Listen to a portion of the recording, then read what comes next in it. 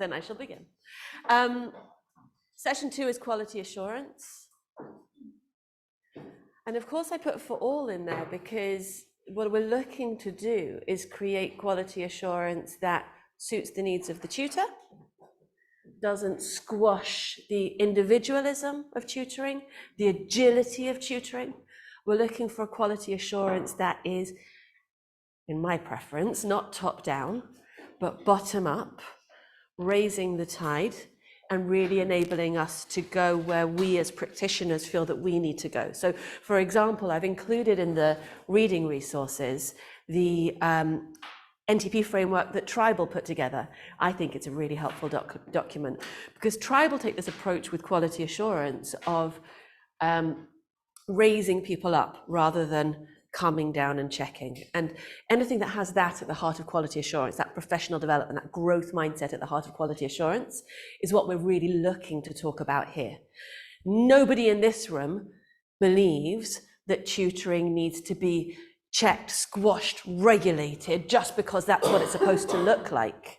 We all know that the reason why we're quality assuring is to make sure that students have the best outcomes, and tutors have the well-being, the power to keep going long-term, which takes me to my story of That'll Do Pig. Anyone want to tell me where that quote's from? Come on, Johnny. It's from Babe, and I can't watch that film without crying. I know! I started crying like 10 minutes before he says that line.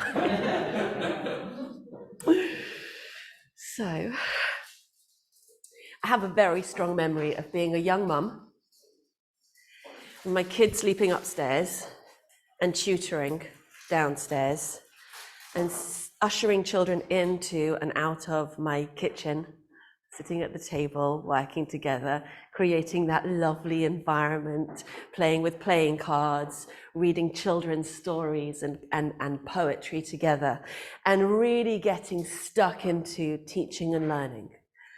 And the parents would drop them off, and I'd give them a big confident smile and a wave. The parents would pick them up at the end, and sometimes a confident smile, but usually they were a bit harassed by then, and their children would be hurried into the car. And I'd close my front door, and I'd look over my shoulder, and there was no one there to give me a pat on the back. Now, I know I shouldn't need a pat on the back, but I'm used to them. I'm used to people saying, "Good girl, well done." I'm used to a line manager giving me feedback, wage rise, promotion. We have this transactional way of encouraging each other. And when you're working as a freelancer in your kitchen with your little kids sleeping upstairs, and there's nobody there to say, "You smashed that," or, "I tell you what you need to do better next time," it's very difficult to take responsibility for that yourself. And it's very easy to start losing your nerve. And it's very, very easy to start thinking, "I don't know if I'm tutoring well." So the point of this session is to understand what tutoring well looks like, what it feels like for the student, for the tutor, and then for the team around the student, so the school, the parents, carers, social workers, advisors, occupational therapists. That entire team should be working together to raise outcomes for the student. That's the kind of quality assurance that we're looking to. So I want a "That'll Do Pig" that I can give myself, because I want to know what good looks like. And I want you to know what good looks like for you, so that you can pat yourself on the back, so that you can speak to your own professional integrity and say, "I know what I'm doing right, and I know what I need to do better." So let's think about what that could look like. In all the talking and thinking that I do with tutors of different types constantly, what I know is that you have to be able to build relationship. You have to empathize. You have to come alongside them. And each of us will have a different meaning for that based on the kind of students and the kind of needs that we have focused in on. But that focus will be based very much on what our own intuition gives us, what our own style is, what our own lived experiences are. So Parita and I were talking before about matching tutors and students. How do you build relationship with a student? How do you become that empathetic, trustworthy person? So in qualified tutor training, we talk about a ladder, a process of building up a relationship. We start with positivity, and then respect, and then finally the magic is in trust. And what's glorious about that space of trust is you get to be the guide. You get to be the Sherpa leading the student up the mountain. And you know the terrain, and you know the cracks in the road, in the landscape, and you are able to help the student along the way. And the student will trust you to step into the unknown. Now, every different type of student that we're talking about will have different levels of fear and anxiety. And what you'll be doing as the relationship lead, you'll be finding ways to mitigate for that. You'll be finding ways to go around it, to turn screens off, to have avatars, to go and join them on the football field. Whatever it is that your student needs to go to where they are, to build that bridge of trust together with them. So that's relationship and all those soft skills involved in that. Responsiveness, as when we were talking about skilled before, has so much sitting under it. Responsive to what? Responsive from what? I started off with a lesson plan. I look at my student. He needs something completely different today. I respond. Okay, I respond. That means I've got to have a whole nother lesson up my sleeve. It means I have to know what they need instead. I have to be able to identify that need. So in qualified tutor training, we talk about a learning loop: assess, plan, teach, reassess. And that's constant. And we use this phrase, be a thermostat, not a thermometer. So the difference between a thermostat and a thermometer is a thermostat reads the temperature. No, excuse me, a thermometer reads the temperature. A thermostat optimizes the temperature. I see what that student needs, and I adjust in the moment to make sure that I'm giving them exactly what they need, which of course is based on relationship. Both of those things culminate in this ability to be a reflective practitioner. That'll do, pig. I know what I did well. That could be better. Giving myself the feedback, creating that feedback loop for myself, and working alongside colleagues and managers who will create those systems for me. So I've got that ongoing feedback loop. Adrian and I were talking about feedback loops earlier to make sure that it's not just a question of evaluate me, it's actually build me.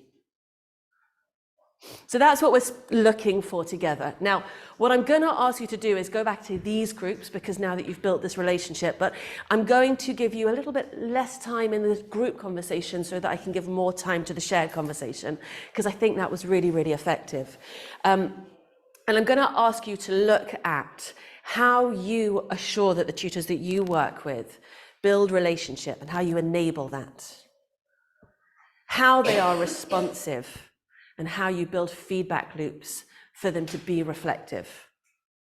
Does that make sense, or any questions before we get started? Awesome, let's go.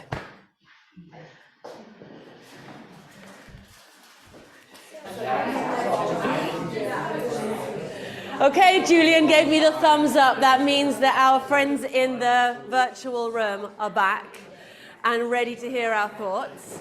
I've been given... Ben, if I could have your attention, please. I've been given the privilege of passing the microphone this time. I'm going to go full on Jerry Springer on you.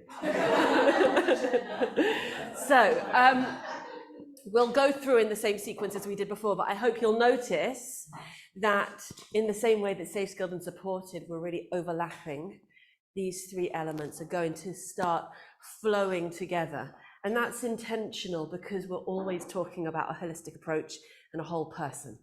So who would like to kick us off, please, with how they ensure that the tutors that they work with build effective relationships?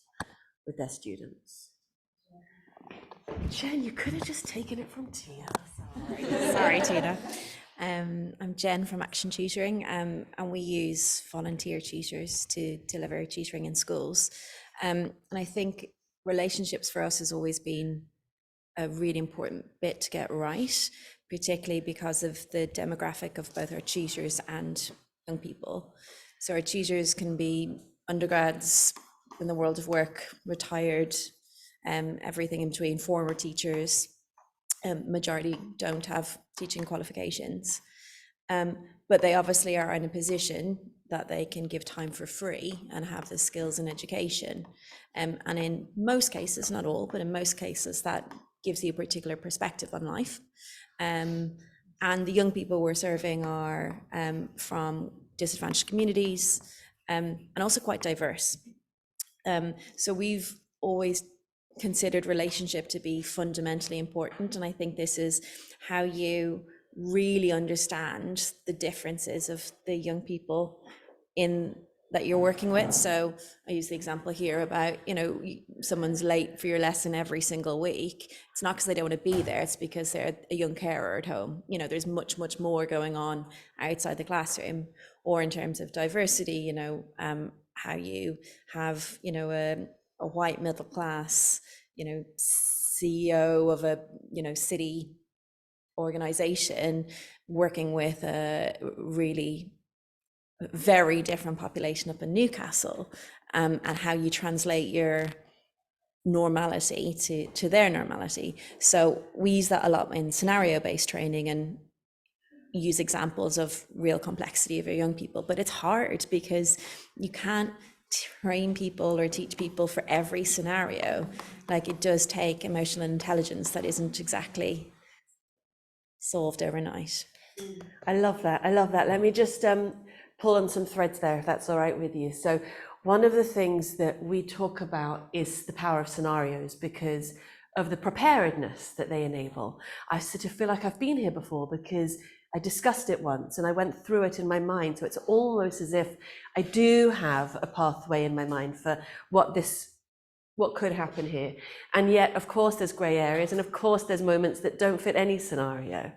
And that's where mindset kicks in, and that's where preparedness at a higher level, concept, approach, who to ask for help, and what you sort of know and prepare as a person. I think that's really interesting when you talk about volunteers bringing their life experience to the table, because really their preparedness goes way beyond the training that you've delivered to them. It goes all the way back to their own life experiences and enabling them to bring their whole selves to the room. So Sarah Lynn, you were mentioning telling your students about who you are and how your gorgeous accent is such an immediate tell. But really, I've seen you use that to open conversations in such a lovely way. And of course, we know that our students always want to know about us, and that we can leverage that in all sorts of useful ways. Jen, was there anything else that you wanted to add before I take the mic? Yeah, no, it's fine. Yeah. I think there's an element you were saying about life experiences, but just exposing ourselves, making ourselves vulnerable in a safe way, that we are different than teachers in a classroom. We can say, okay, this is my life experience, this is where I'm at. I am that mum with my kids upstairs or running riot around my house whilst I'm tutoring, and sometimes they will come and blow raspberries on the glass door. It relaxes the students. It gives us something to talk about. Usually because somebody's yelling at one of the kids, but that's a whole parenting thing. But we're different from a teacher. We're in a different environment. We are one-on-one. We can let our guard down a little bit. We can reveal a little bit of what interests us. We can let the students tell us what's interests them. If you can get that thing that interests them. I've taught probability using the Football League tables. I know nothing about the Premier League. It doesn't interest me in the slightest, but I've used it because it interests the student, and he's made that vulnerability, he's explained that. I've got a student that teaches me about flags. And anyone that's on a Sheldon Cooper kick right now, yes, we've had that conversation too. I now know most of the flags of the European countries because that's his interest, and we've talked about it. It bridges the gap, and he likes teaching me. So there's a two-wayness that you can't necessarily get with a standard teacher. Standard teacher is the wrong word, sorry. A classroom teacher that's dealing with 1 to 30, you can't necessarily build that relationship. Well, you don't have the Easily. luxury. You don't have the luxury of it. You don't have the time. I think there's so much in that. There's so much in that the tutoring context gives us about letting them be the teacher, about personalizing to their own interests. The maths, of course, lends itself to that, as does English. Really, really personalizing the work, probably less so science or business studies. But I think what we know is that the more personalized we can make a session, the more engaging it can be. And since we're trying to jumpstart that positive relationship, finding out what they're interested in is probably one of the first things you do. Yeah, so we actually, moving on nicely from the relationships, I think we focus mostly on the how do you encourage or how do you support, I guess, linking on from before, the tutors to be ready, to be responsive to feedback and to be reflective, because we felt that it's kind of, how do we explain it? Like, you've got an action and you give feedback on an action, right? And some teachers and tutors are ready to receive that and know that even if it's not positive, if it's something that can be improved, doesn't mean it's negative, but if it's an action point that would make it even better for the student, that it doesn't reflect on them as a person. And I think that sometimes people are hesitant or not ready to be able to go, okay, that's a situational thing. It wasn't me personally that was not good enough. And so we talked about how you set the scene for like reflective discussions and how important that is, not only in school, not only in alternative provision, not only as an independent tutor, because if you're an independent tutor, you've got to set the scene for your own reflection, you know, and quite often it's easier to not do that because you just do what you do and you carry on. So, you know, we need to get to the point where the tutors, whether that's through the support that they receive from the organisational skill of that agency that they work with, or whether it's the independent tutor organising their own reflection, we need to get to the point where the reflection can be focused on, if there is something to improve, it doesn't mean you're not good enough. Quite the opposite.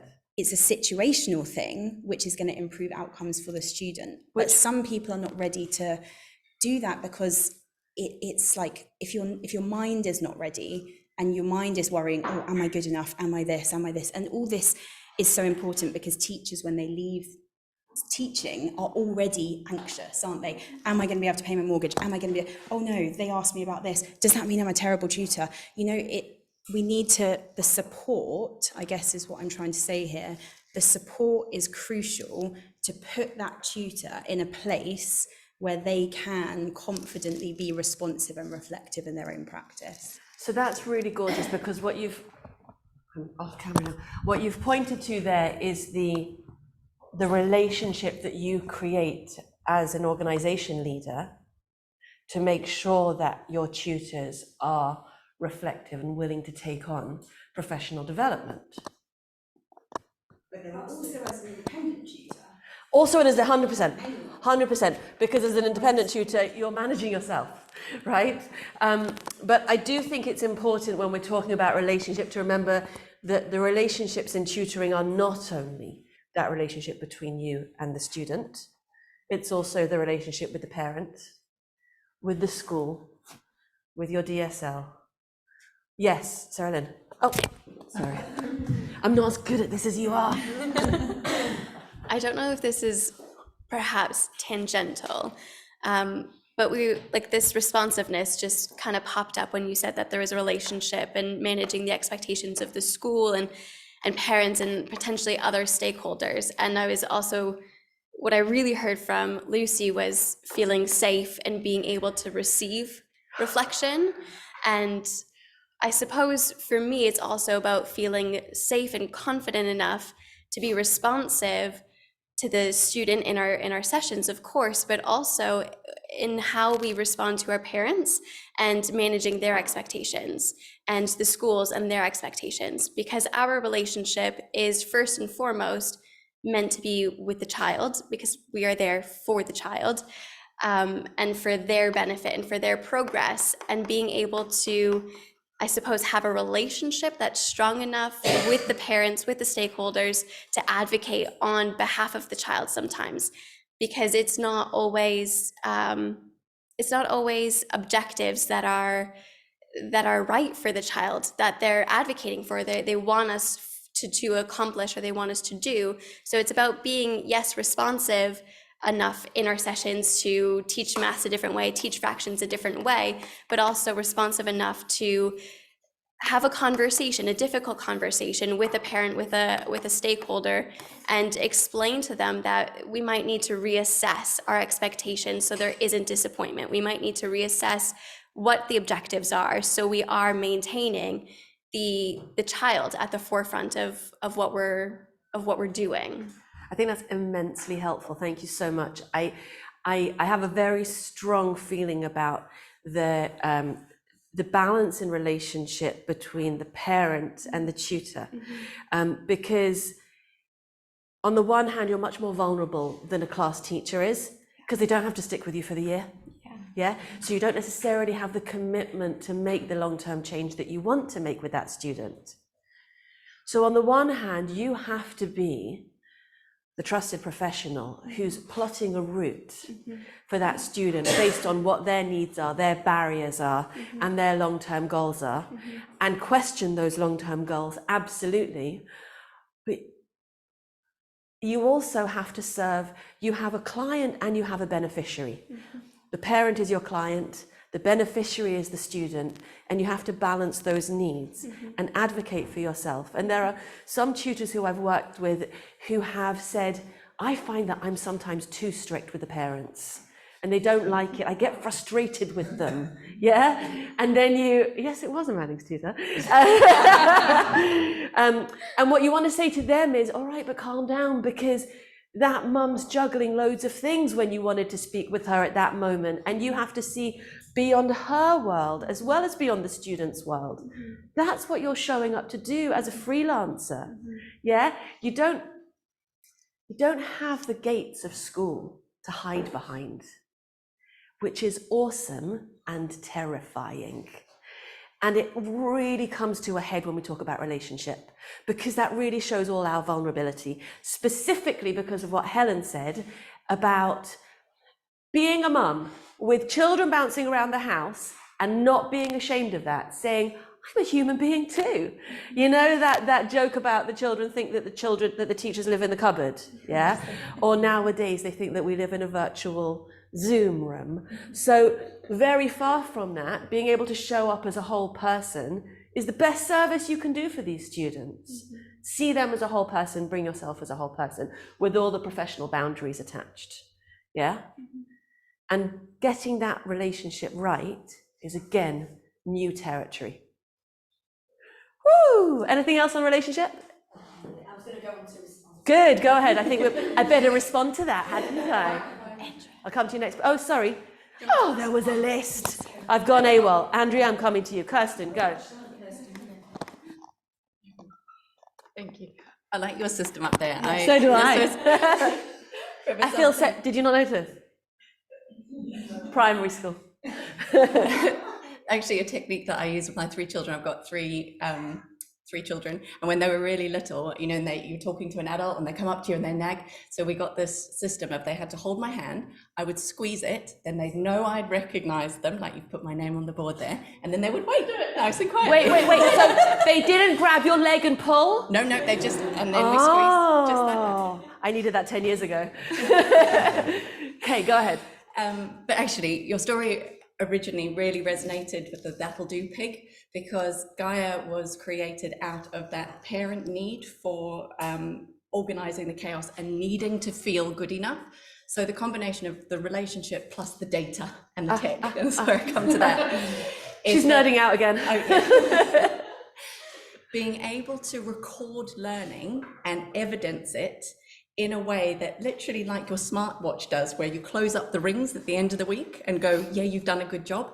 That's what I wanted as a mum. I wanted to know that in the chaos of it, they had done some maths, done some English, exercised a bit and actually had fun with their learning. That was what I wanted as a parent. And I also really didn't want to get too involved in it myself at the same time, because I was also then teaching kids in a hybrid way in a very high pressured private school that needed me to be engaged with kids online. So I think there's so many things going on here with building a relationship, bringing your whole person. Being tutors are the most, as a profession, I think, to be as agile as we need to be so responsive, to use the breadth of 20 years of experience in different industries and classrooms and be able to use it on the spot and change your entire plan is what is going to make us, shine in education going forward. I think this is the only way that education is going to go, in personalizing, because anybody who doesn't adapt fast enough is going to be replaced by AI. It already is. I can write lesson plans with ChatGPT in 3 minutes. We knew you were going there. Yes, don't worry, Kirsten's going to do a session for us. I'm actually getting ChatGPT to program my Watson AI that is engraved. Is in your our AI platform. teaching your AI? Yes. Go home But do you know what? AI will not replace the human educator, because rubbish in, rubbish out. We've got to ask the right questions. We've got to use it in the right. If you take 3 minutes to write a lesson plan, it takes 2 minutes for your students to answer all of your essay questions as well. That's the biggest challenge in education. It's already there. Students can now write AI essays in 2 minutes. But are they that it's an opportunity for how we express learning? So Essays is the answer. I'm so excited. do you know? If Alexa can do their homework, you weren't asking good questions. Well, yes, exactly. But I think, we have to be able to then go one step ahead of that. And you start with the essay, but then you get them to present, and then you get them to question, and what questions are they asking? And coming right back down to the kid who's there squeezing your hand. They have to lead the learning, and we have to be humble enough to just let go a bit, and let them lead with it, because what they can come up with is just so exciting. Agreed. I And also we think, need what they are going to come up with. We don't need what's in our heads. No. We need what they're going to bring. Yeah, exactly. And I think having the opportunity to blend learning and share ideas like this in scenarios like this, but also classrooms together. So we're participating in this global climate action project, which means our students are now collaborating with classrooms all around the world, and being able to see inside other classrooms is massive for the teachers and for the students. I teach geography as my specialism, but every single day a student in another country will teach me something that I had some prejudice about or preconceived idea about, or I'd read in a textbook, or I taught the case study, and it just Blew it out. turned it all on its head. Glorious. So, And you did speak about COVID there, right, in the center of your juggling children and teaching. And I think that, Richard, you speak about the agility of the tutoring world at that moment. Do you want to just, I'm coming to Helen next, but let me just grab that piece about, I feel very, very. Let me just grab that piece my about British agility. stereotype of queue jumping is deeply offended. I was thinking it. this is my list, not yours. I'm practicing my listening today. But no, I totally agree. The agility of the tutoring industry, and we spoke about this just now. So when there are many reasons for this, institutions and schools have a harder job, but when the schools and universities closed down, the private sector and tutoring homeschooling absolutely exploded with innovation. And it is, I think, the job of people in this room and wider leaders in non-traditional education to work out the innovations. We know that a huge percentage of homework is now being cheated through AI. So it's up for us to show, well, what does education look like in a world in which people can get their essays written for them? Do we teach them to do it, or do we go on to presenting? So yeah, really exciting, I think, for us to be innovating. How does education go forwards? Because yes, schools are going to try and ban it, and the government's going to probably try and ban it, but it's going to fail. it is now here much faster than we're expecting that children can replicate outputs such as homework without needing the inputs of teaching. So what does the new world look like? And I'm excited for us to hopefully turn up to the Department for Education and say, well, this is what it looks like. And That's right. we do have some of the solutions. Yes, I'm so glad I asked. I'm bringing it back to reality now. Helen Georgiou, EM Tuition. So, talking about effective relationships, I really am going to bring it back to reality. A lot of the time, it's probably guesswork. Making sure that we've got the right tutors to the right children is not always, a direct science. It's sometimes guesswork. We employ people to the best of what we think is the best of the ability, and it's not always the right for that pupil. And you match them to the pupil. And as a tutoring organisation, we've got to basically put that tutor with that person because that's all we've got available at the time. And sometimes it is just really guesswork that they do build a relationship with that person. And most of the time it works.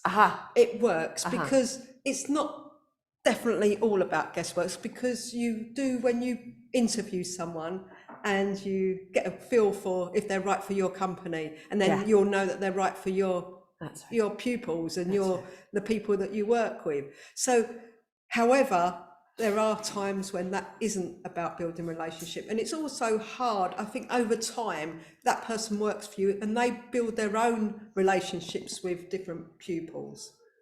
I'm going to go back on to reflective as well. Go ahead. So back on reflective practitioner, what we do is the tutors have to write down what they've done with that child every day.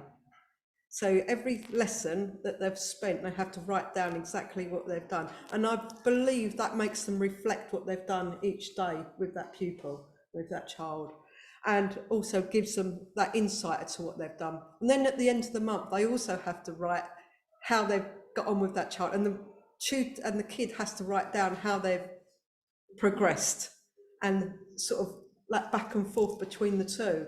And it's really about them learning from the child and the child learning from them what best fits. And it doesn't always work. At the times we'll go, well, this is the type of child we've got. Should we put George there? Oh God, George is a nightmare. Let's not put George there. But we haven't got anyone else. So we will put George there and see how he gets on. And then thinking, hold on, George has done a week. We haven't had a complaint. Poor George. We haven't had George isn't real, is he? We haven't. George is real. George. I hope he's not online. You absolutely brought us back to reality. And it is bringing it back to reality. You did. And Parita and I were talking about matching students and tutors just now, and how, I mean, my strong feeling is that an effective practitioner can open themselves up to build relationship with lots of different students, and that the more skilled you are, well, it's a level of skill to be able to build relationship with lots of different types of students, isn't it? So it's a newbie that you would be really careful with about who you put them with. Yes. And then as you see them building their muscle, you can try them with lots of different students. But I've certainly worked with a tech company in the past who, am I like double mic'd now? I worked with a tech company in the past who wanted to do matching, characteristics matching. And I really struggled with that idea, because I don't want to niche. I'm happy to niche down into a subject, but I don't want to niche down into just one type of student, because the idea is not to become more homogenous. The idea is to become more varied. And I'm already working in this weird bubble of tutoring that I've created in my kitchen. And if you only give me blue students, and I only ever see the color blue from now on, goodness me. You know, we need to keep our own worlds broad. So that variety is part of what we need as well. So I would query the idea of being too careful with the matching. We used to run a group of 14 to 16-year-old excluded students few moons ago. And what we used to do is make them write a contract, a tutor student contract, so that they used to say what they expected out of the tutor, and the tutor used to say what they expected out of them, and then they used to sign it at the end.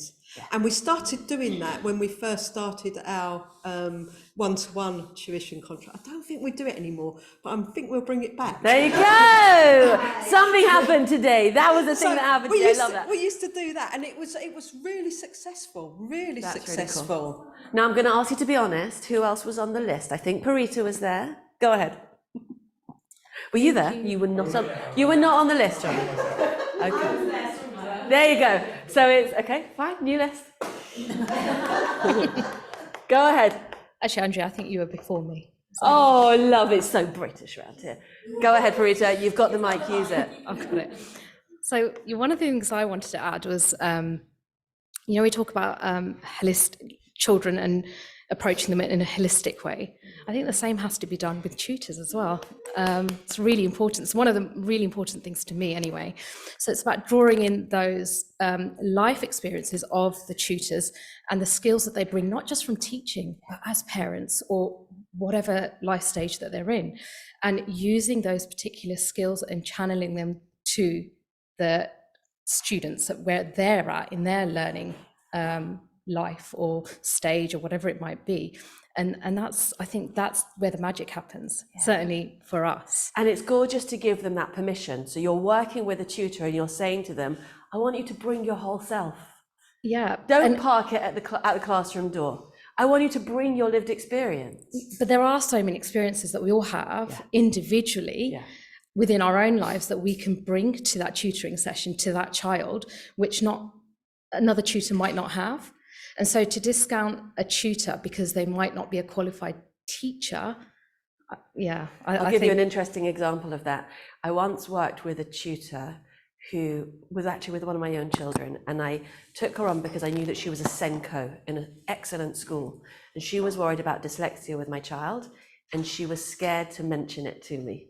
And I thought to myself, but I know you have all these skills. That's why I brought you here. And she didn't know whether in her role as a tutor, she was allowed to open up a SEND conversation. And I just thought how underbaked the thinking must be for her to have that barrier on her own professional expertise, that she thought she was supposed to leave that at the door. Does that make sense? That's what it is. It's about providing that safe pathway then. Yes. Going right back to the previous session, providing that safe pathway for tutors to feel safe enough to be able to explore all of that. That's right. Aligned with your values. That's right. Which then align with the tutors, the parents and the students. And it talks to what Andrea was saying, about Sarah Lynn was saying before about respecting the relationship in those three directions between the parent, the student and the tutor, and the tutor having words for, I don't agree. Respectfully, I would advise this. Yeah, go ahead. So I'm moving on slightly from the relationships aspect to... I feel that we're on responsiveness now. To look at this sort of idea, this relationship between responsiveness and reflective practitioners. Coming from somebody who is all about pedagogy and how we can get the best out of every session with learners, I'm making a big assumption about we've got the relationship with the student in front of us. So then how do we make sure that we're getting the outcomes that the student needs in whatever framework it is, whether it's online with alternative provision, whether it's sort of private tuition, and that's sort of something that drives me as a practitioner. This idea of responsive and reflective. How do some tutors know how to respond and when to respond? How do they know how to plan a sequence of sessions? Because we're talking almost like they're in front of a tutor in a session, building relationships. It's a journey both for the tutor and for the young person. So how do we make sure that we've got the right tutors in front of them that can manage that journey so that there is an outcome at the end of it? Because we're talking about the stakeholders, be it the students, be it the parents. They all want some sort of outcome. They want some sort of result from what they are doing, whether it be a soft result like something that could be personal, like not punching a wall, as you said, whether it could be outcomes focused in terms of academic. And I think that needs to drive a lot of what we are thinking about with some of the tutors that we've got. And if they don't know how to sequence a series of learning, where do they go to get that? Okay, how do they come to somebody who might be outside, this, not within the education sphere, to say, right, I need to plan a 6-week block of learning to get them to X point, to get them to, sit an exam, and they need to know different ways to do that. And then within the session, okay, well, they're clearly not being able to write a paragraph properly, they're struggling with this. How do I get off, and how do I jump off then and be responsive to change what I'm doing and go, right, down tools, we're going to go and do this. And I think it's making sure that our tutors have got the right guidance, and that we are almost, as people who should be sort of leaders with intuition, asking the right questions of them as practitioners to help them to get those students to those endpoints. Because I think relationships are fantastic, they're really, really important, but unless we've got the right sort of practitioners in front of them doing those jobs, then relationships only get you so far. You've got to be able to sort of carry them to where they need to be, whatever that outcome is. And that's something that I'm quite driven by, in trying to sort of raise this tide within sort of tutors when they're in that sort of idea. How do we ask, but then not make it, as I was saying to Lucy earlier, not making it judgmental either, making it sort of, one of the things I do is I have coaching conversations with teachers about how they can develop and how they can get better. So they arrive at that themselves. And I think sometimes it's about pointing our tutors in the right direction to ask the right questions, and then know where to go to be able to do that. Because as educators, we are all nerds, we all love learning, we all want to get better at what we do, certainly I do.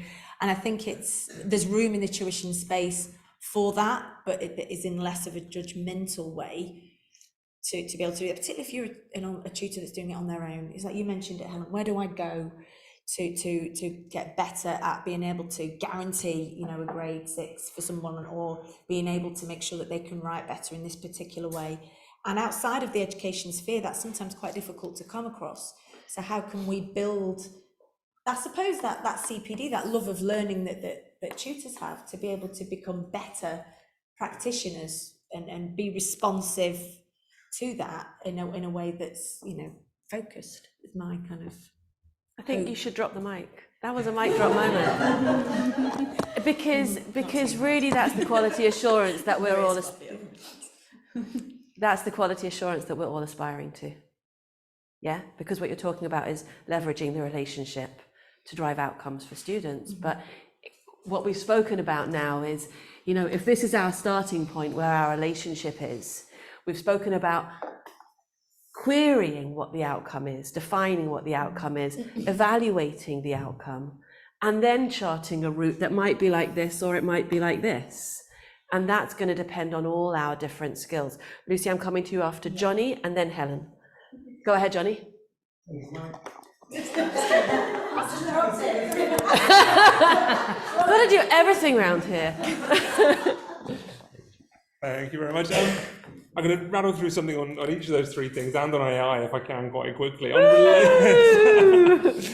on then. On relationships, I mean, we're chatting earlier, we like to build relationships with our tutors, so integrate them into our community, and I hope that they understand the brand ethos and take that with them into their tutoring. But I'm really glad that Helen was saying that, and yourself, that it's kind of almost cringeworthy when people claim they have some sort of matching process that they do. You do go on what's available. We also go on what do our tutors need, because they need an income. And so we look and say, well, who are we given the most work to? I mean, when the pandemic hit, the first question we asked was, how desperate are you? Do you need income to keep a roof over your head? Or are you earning beer money? And we took the tutoring away from the beer money and gave it to the people who were paying their way with the tutoring. So, and to say that you could match someone is ridiculous, because actually what you want is that surprise relationship. Oh, I didn't think I'd get on with this person, but here they are from a different walk of life, and I'm learning from them. Yeah. And it doesn't always work. You're not going to like everyone you meet. And I do remember my last assistant manager trying to explain to a tutor that he was taking her off a job because the pupil didn't like her, and he got a bit Hugh Grant and awkward about it. He fumbled it. He said, well, it could be anything. Maybe they didn't like your face. So Johnny, no, that's not quite the message we're looking for. In responsiveness, we were chatting about the fact that we maybe let our tutors be too responsive. So Action are quite prescriptive. They give a curriculum and say, you have to go through this. Whereas ourselves and the profs say, find out what they're doing in school and just quiz them on that, make sure they're up to speed on that, answer their questions. And that maybe is going too far on the responsive side of things, I'm not too sure. In reflectiveness, just like you, we got our tutors to write a report that says, this is what we did, this was the pupil's attitude to learning, this was their attainment, and I'm going to go back and add one more thing that they need to write, which is, what could I have done better in that session as a tutor? That's right. So thank you very much for giving me a takeaway today. That's right. But then it's where do they go to get that? So from a pedagogical perspective, that's where I see a big gap between being somebody who's been in school and is now in the tuition spirit.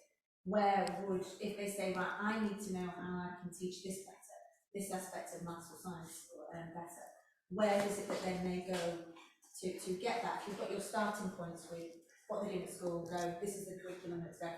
How do they know where to go to get better at that? Whereas in school, I would lead CPD on things like that. How would they do that within a tuition environment to do that? Oh, sorry. My step count. I Sorry. love it. Just really quickly, I don't want to hog the mic. I'm in like a bit of a teaching learning zone. I think it's great to know, because a lot of the questions I was frowning a little bit because some people are saying, what did the student do? What did you do? We want us to maybe think about questions like, what did they learn? What did I do that maybe helped that or hindered that? And to have those reflective questions about the learning and the approach to learning rather than the outcomes in that session, because you don't know if they've got there because of you or in spite of you. And believe me, I've seen That's an that honest teacher. That's an honest teacher. And so, and I think that's great to ask those questions, but then it's the next one, like, if they are reflective, where do they go? How do they then, if they are a tutor in an agency, where do they go for that support? If they're individuals, where do they go? I can't leave these rhetorical questions hanging. You know my answer, don't you? You do know my answer.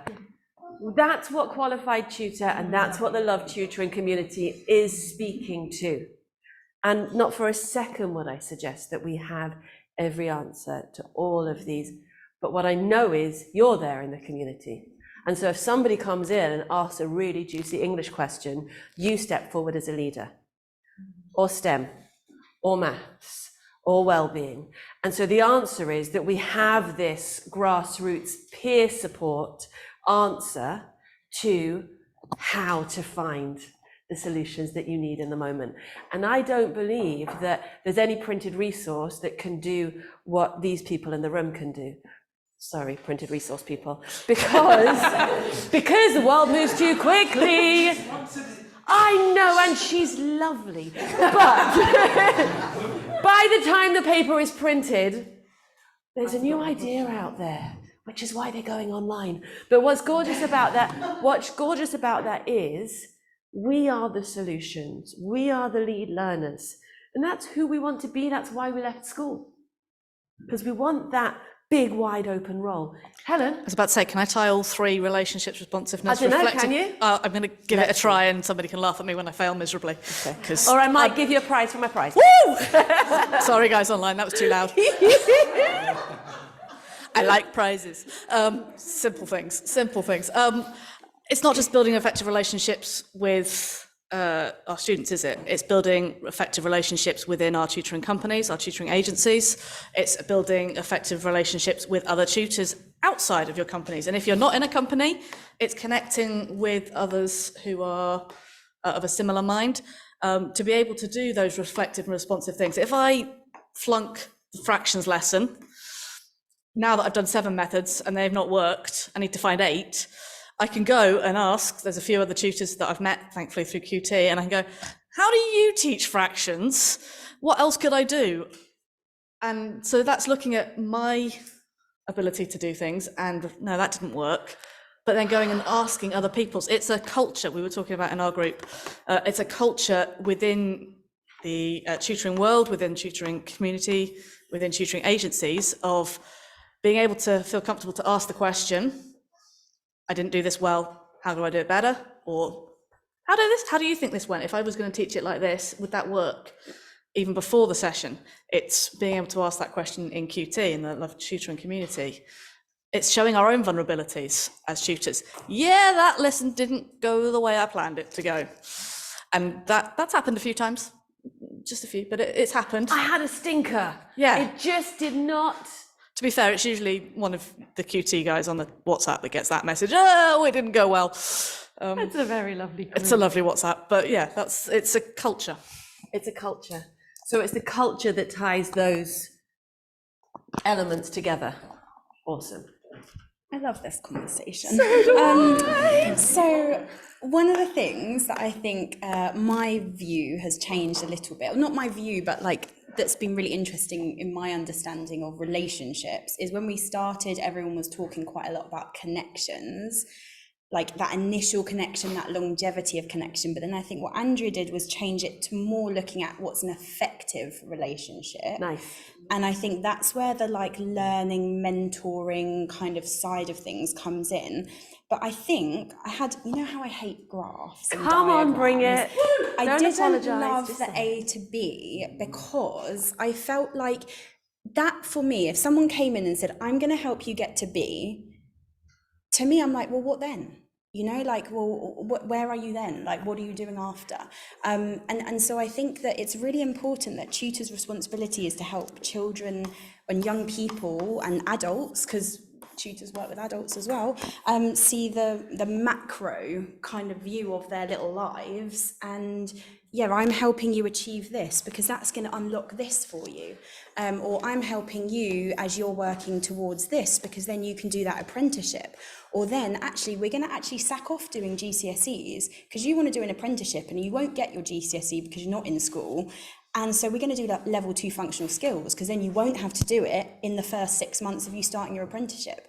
You know, so I think that macro overview is just something that I thought was kind of, you know, you're like leading the purpose in their learning at that little period that you're working with. Yes. Rather than just like, my job is to do, I know you wouldn't say this, but I just thought it was important to say. Yeah, because of I the think A that's to B absolutely thing. true because, you know, I certainly, and you've heard me say this before, as a primary tutor, I sort of don't know what the, you know, tutoring year 5, tutoring year 3, like there's no end point. It's just a bit more next year, you know, whereas you've got a GCSE and an outcome and it's measurable and you've got stop punching walls or get into school. Do you know what I mean?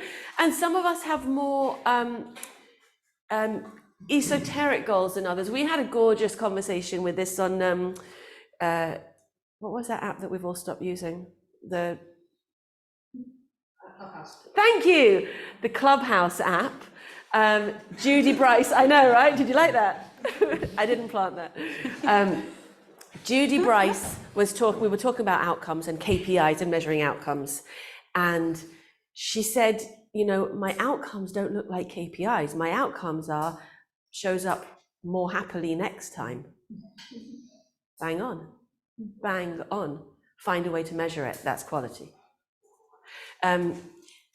Could I just really quickly say one other thing just for the You've record got as the well? mic. I don't have a choice. Go ahead. Take it. Just because we were also talking about, you know, like reflection, and I just felt that in the conversation we were putting a lot of emphasis on written reflection. And I think that I would just want it to be that, you know, we also have to differentiate reflection, because if I ask, you know, one of my dyslexic or ADHD tutors to write something, I mean, it causes me physical pain, you know, like to sit and have to reflect and write something down. But if I record it or you know, there's so many different ways. You need one of these. Yeah, we do. We all need one of those. Awesome. I think that's really important because, again, you're speaking to the well-being and the relationship of supporting the tutor for them to support. That's right. That's right. And because I know you're going there next. Go on. Just going back to the A to B actually, and if the young person's not even at A, and it's get about that connection and get back into the matching. Well, yeah, of course, it's, you know, it's often for the best will in the world you don't get it right, but if you get that match right with the tutor, that they're not necessarily academically involved to get them to the A, and then help them be reflective, responsive on their connection with that young person. And I'm going to bring the printed people in nicely, where then they can, we can outsource, or we can go to someone else, or we can get that support from another place, keep that connection, keep that person that's got them even to A to start with, and then reflect on how to get them to the next bit. So it's not even necessarily that it's a qualified teacher or qualified, even in the subject area that the young person needs to realise, oh, actually, I do want to do that, or I do want to go to that college, or I do want to do that. There's other ways, and I think that's where everybody connecting together and working together in finding ways to through QT and doing other things as well. I think what's gorgeous about the nugget that I really heard there was the aspiration piece. How you're helping the student to get to A so that they're ready to plan to go to college. Yeah. That's sort of, and handing them over to an academic tutor when it's the right time to, but still being there to be connected to them, support them, and hold on to the relationship. Be that person, exactly. Right? Because there's an element to tutoring is just being the person, mentor, coach, call it what you want. It's being the person that they need, and that's glorious. Sarah Lynn, you get the last word.